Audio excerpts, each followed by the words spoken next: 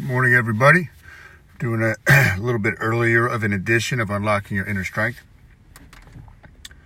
And I've got some cool stuff I want to go over today, but I want to share something with you that I read this morning.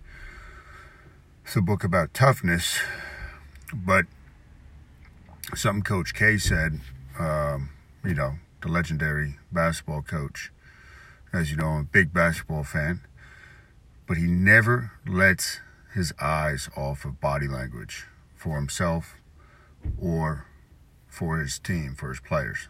Never let yourself stop focusing on body language, because your body language, he doesn't go on to explain this, but your body language is so important because your physiology a lot of the time drives the energy you're putting off. It drives how you're feeling. So you always be mindful of your body language. That makes me think about what I'm always trying to think of when I go to any place, when I go into the coffee shop here after this to do work, when I go to jiu-jitsu, when I go wherever. How can I be one of, if not the most positive energy people in that building? And it doesn't mean rah-rah. It's your body language. It's your eye contact. It's your spirit. So you think of all this stuff. Okay. Now today, I want to share with you some of the origin stories, some of the early years of Newell Strength, which was known as Champion's Choice. And I forget sometimes people don't know how this all started. And it's good for me because I get to reflect and reminisce and just really realize the journey and all that stuff. So back in high school, I was an athlete, multi-sport athlete. Going into my freshman year, insecure like so many young men, right? And had bad acne, had really bad acne. And, that kind of drove the insecurity. The acne was so bad, as a matter of fact, I had to go on Accutane for about, a year and a half, 2 years. And that stuff is wicked bad for you. But I was desperate. I went on Accutane.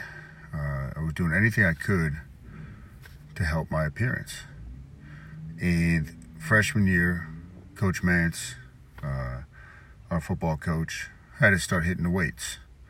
And I wasn't into it. I did it because I had to do it. That was my first exposure to creatine. I remember my mom used to buy me and my older brother Brooks the creatine chewables. So we would chew them up and we knew they were supposed to make you stronger and all that, but we didn't know exactly what was going on. But I was exposed to weightlifting, when I entered high school. Fast forward a few years,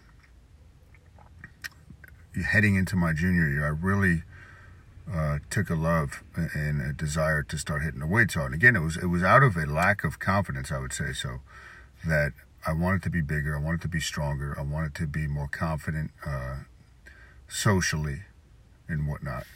So I started getting really into it. So I always had that knack from the beginning to dive in and study whatever it is I'm trying to do. Really study it, get into it. So there's this book I made note, Big Beyond Belief. Big Beyond Belief is still on our bookshelf at home. It's I doubt you can even find it anymore. It's probably not in print. I ordered it out of the back of a bodybuilding magazine. It was guaranteeing that you would gain 10 pounds of muscle if you followed this program. So I ordered the book. That's going into my senior year of high school. And I devoured it. And it was based, still a lot of the philosophies that I have and had with training came from that book. It was very, very well written by Tom Platz and combined a lot of the Bulgarian weightlifting methods. So I took that, started really using it. Started applying. I would go to the YMCA before school when I was a junior and senior and work out. Then I'd go back after school, and people started to, my fellow students started realizing, hey, they would ask me questions about how to train this, how to do that. They saw the results I was getting. I was putting on a lot of muscle. I was getting way more explosive. By the time senior year came around, I could dunk the ball two-handed, no problem. I'm not that tall, right? I was 6'1". So that people were starting to notice it, starting to ask me questions. Being that I also wanted to gain weight, I was diligent with my nutrition. I mean, I look back for a high school kid, I was extremely disciplined. I would get home, I would eat fish and eggs. I would pack, my dad would help me pack to lunch, and everything I did was to try to gain weight. We would do these, I have a note here, these banana mass gainer shakes. Tasted terrible, like banana chalk. I used to have to literally plug my nose, drink the shake. Every time I took a sip, I had to plug my nose, so I want to keep it down. But they suppose they had 5,000 calories in these, and it would take me an hour to drink these things. But I would do that, and weight started coming on, good weight, and that was kind of the beginning, right? So then I went to school at University of Delaware to study fitness management. Didn't even know what that really meant. I just knew that I loved fitness and strength training, and that was the closest thing to what I could figure that I might want to do eventually. So the quest to continue to gain size continued. I was training at the student center back then, and I was following this full body routine that I learned from Big Beyond Belief. And at that time, that was very unusual. You didn't see people doing that. It was just straight bodybuilding stuff or cardio. I would train everything every time I trained, every movement, okay? Every body part was getting hit. Still trying to gain the weight, still wanted to be the strongest dude around. So there's a funny story. It was the fall of our freshman year. At this point I had gained some buddies in the dorm rooms and whatnot. I'm still good friends with a lot of these guys. And we went to dinner one night. We all happened to have the same schedule this night. So we went to the dining hall, and I see they have fish. So I proceed to get like 6 pieces of fish and all this other stuff. And I'd already eaten a lot that day. And again, this is not one of my legendary cheat days. This was force feeding myself. I was trying to do whatever I could, as best to my knowledge at that point. I was doing whatever I could to try to put on muscle. So I'd eat some of the fish, wash it down with Gatorade. Eat some, wash it down. Eat some, wash it down. And I would just force this food to get down. So we start getting to the end of the meal. My buddies think it's hilarious. We go to put our trays up, and I'm walking up, and I say, oh my God, the food's coming back up. So I start gagging on it, put my tray down. And mind you, there's girls there that were eating with us. And as soon as we get outside the dining hall, projectile vomit, all the food I had just eaten. And it was a pretty funny story, but that's the length that I would go to try. I was trying to push my body in any way I could. Obviously, that wasn't the correct approach, but it taught me a lot. It taught me a lot about how to push myself, how to be uncomfortable, the discipline and whatnot. So you had all this stuff. A lot more stories like that from college, but fast forward to the end of college. I went to work with JB, who's back at Rutgers now, with Rutgers Strength and Conditioning. I did my internship and then helped out as a volunteer assistant for the next couple of years. And this is right when Rutgers was really starting to get good, with guys like Ray Rice, because that was a couple of years later. But you had that whole crew coming in. But at this point, I had pretty solid, 5-6 years of strength training and bodybuilding knowledge. And then I saw the way Jay was training the guys. And I said, man, and a lot of these guys were jacked. So I started developing my philosophy for the training full body, bodybuilding, and training for performance as an athlete. So I kind of started putting together this unique blend of training. Now, to go to the gym, and people would say, what are you doing? What's going on here?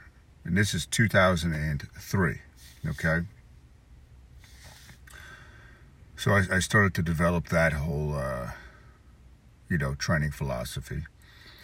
Then, fast forward another year or two, I went back to school for health and phys ed, got my certification in that, started teaching in Bridgewater. There's a lot of gaps, right? There's a lot of stuff that happened. I'm just trying to give you the foundation of Newell Strength.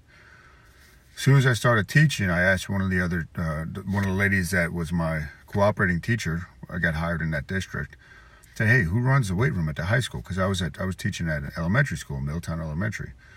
She told me his name. This guy's named Mike. And she said, I'll call him, tell him you want to go help.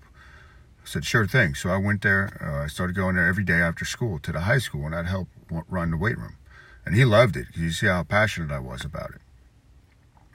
Well, within a year or year and a half, he was getting ready to retire, and they wanted to offer me the 3 stipend, which was significant, at that time for me, 3 stipend seasons to run the weight room. Sounds pretty cool, right?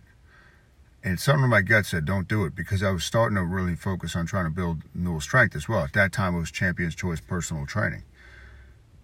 Now, mind you, these stipends at that time, again, I'm pretty much fresh out of college, teacher's salary.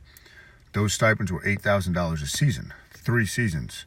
So at that time, right, you think it's crazy, but I follow my heart, follow my gut. Turn that down. Started to proceed to really try to focus on building Champion's Choice Personal Training while I was teaching. I would literally ride my bike around at night. It'd be freezing, and I'd put flyers in people's mailboxes. I had no idea what I was doing. It was just, here's the name of the business. I'll train you. I'll train you for free. I remember talking to my principal and being like, man, I want to do this so bad. And where am I going to find people to train? And I don't care. I'll just train anybody for free. I just really wanted to do it. And that was part of the passion. And then some teachers started finding out, and I started training some teachers, and started writing diets for people. I would go train people at their homes in these cold garages, because it was a lot of times when I was doing this, when I was really starting, it was like the winter time. So eventually, that's when I started the pit in my parents' basement, and it was 200 square feet.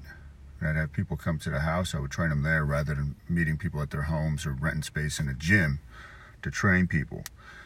And it was around this time, and I'll wrap up this. I'm going to pick this up next episode, but where I came to know Scott Abel, who's had a huge influence on my training philosophy and life philosophy, and he coached me for years. But a lot of what I was trying to do, he had already kind of done and put into a cohesive plan and philosophy of training and mindset. So I hired him to coach me, and it just kind of refined what I was doing. And when I would train at the gym, I still went to the big box gym where I have a lot of buddies, a lot of relationships.